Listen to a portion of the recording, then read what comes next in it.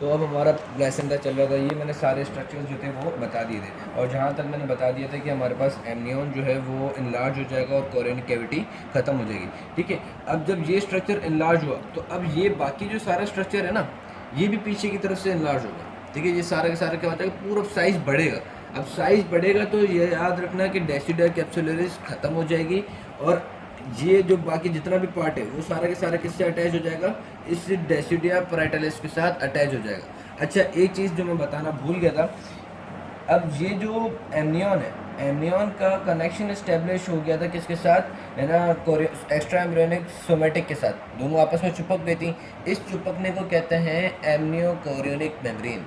इस ये जो कनेक्शन इन दोनों के दरमियान में बन गया, इस कनेक्शन को क्या कहते हैं, एमनियो कोरियोनिक मेम्ब्रेन।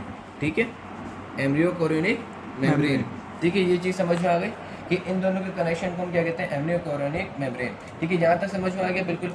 अब हमें देखना है कि ये प्लेसेंटा जो कोरियोनिक फ्रंडोसम है वो अब डेसिडा बेसिलिस के पास कैसे, है ना, उन मतलब ये प्लेसेंटा अब इन दोनों के दरमियान में कैसे कॉलम्स वगैरह सारी चीज़ें बनेगी। ये सारा स्ट्रक्चर तो हमने जनरल स्ट्रक्चर देख लिया, कैसे वो बॉडी वॉल के साथ, posterior body wall of uterus के साथ अटैच हुआ। कौन सा, क्या चीज़, हमारा फीटस। ठीक है, फीटस कहाँ पे अटैच होता है, posterior body wall of uterus. ठीक है, यहाँ तक चीज़ समझ में आ गई। अब हम देखेंगे कि ये कैसे टर्शियरी विलाय जो है वो डेसिडा बेसिलिस के अंदर पेनिट्रेट कर रहा होता है। अच्छा, एक चीज़ मैं बताना भूल गया कि जिस जगह पे ये हमारे पास टर्शियरी विलाय बन रहे हैं उसको तो हम कोरियोनिक फ्रंडोसम बोल रहे हैं, लेकिन जहाँ पे पहले प्राइमरी विलाय बने थे, मैंने पोस्टीरियर वॉल पे भी अपनी सेकंड वीक या सेकंड वीक ऑफ डेवलपमेंट के अंदर बहुत सारे प्राइमरी विलाय बनाए थे। तो बाकी जो प्राइमरी विलाय जो पीछे की तरफ थे ना, एब एम्ब्रियोनिक पोल की तरफ, वो सारे डिजेनरेट हो जाएंगे। उस एरिया को हम कहते हैं, ये जो पीछे का पूरा एरिया जहाँ पे ये विलाय वगैरह बने थे उसको हम कहते हैं कोरियोनिक लीव। उसको क्या कहते हैं, कोरियोनिक लीव। ये वाला एरिया जो होगा ना, जैसे इस एरिया को जहाँ पे अभी तो मैंने टर्शियरी विलाय दिखाया हुआ है उसको कोरियोनिक फ्रंडोसम बोला था, इसी तरीके से इसका पीछे वाला एरिया या उसका पोस्टीरियर या उसका अपोजिट वाला एरिया जहाँ पे पहले प्राइमरी विलाय बने थे उनको हम क्या बोलेंगे, कोरियोनिक लीफ। यहाँ तक चीज़ समझ में आ गई। अब हमें जो देखना है वो चीज़ थोड़ी सी डिफ़िकल्ट चीज़ देखनी है। ठीक है, वो ये क्या देखना है कि अब मैं सिर्फ और सिर्फ ये चीज़ें बनाऊंगा कि ये हमारे पास क्या है, टर्शियरी विलाय। ठीक है, ये क्या है, टर्शियरी विलाय। ये अच्छा, ये अभी समझ लो एक्स्ट्रा एम्ब्रियोनिक सोमेटिक मेसोडर्म। ठीक है, उसके बाद हमारे पास क्या आता है, हमें क्या पता है कि वो आती है कौन सी, साइटो। ठीक है, क्या आती है, साइटो,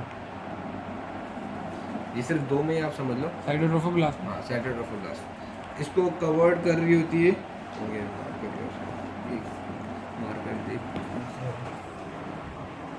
चलिए आप वीडियो कैंसिल, चलो। ठीक है, अब जो ये क्या है, साइटो है। ठीक है, अब साइटो को, साइटो के बाहर कौन सी चीज़ होती है, सेंसेशन। सेंसेशो। ठीक है,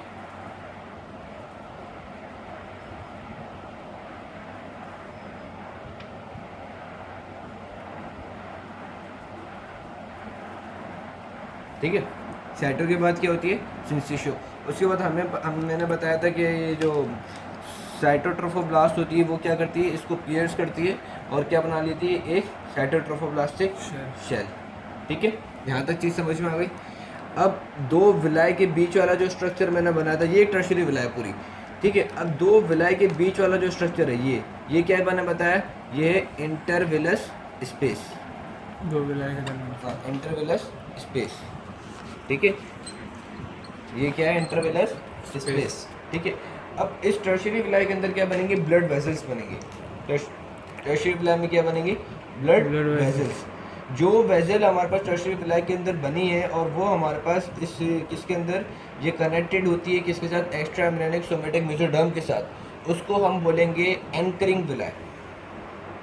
क्या बोलेंगे, एंकरिंग विलाय। ठीक है,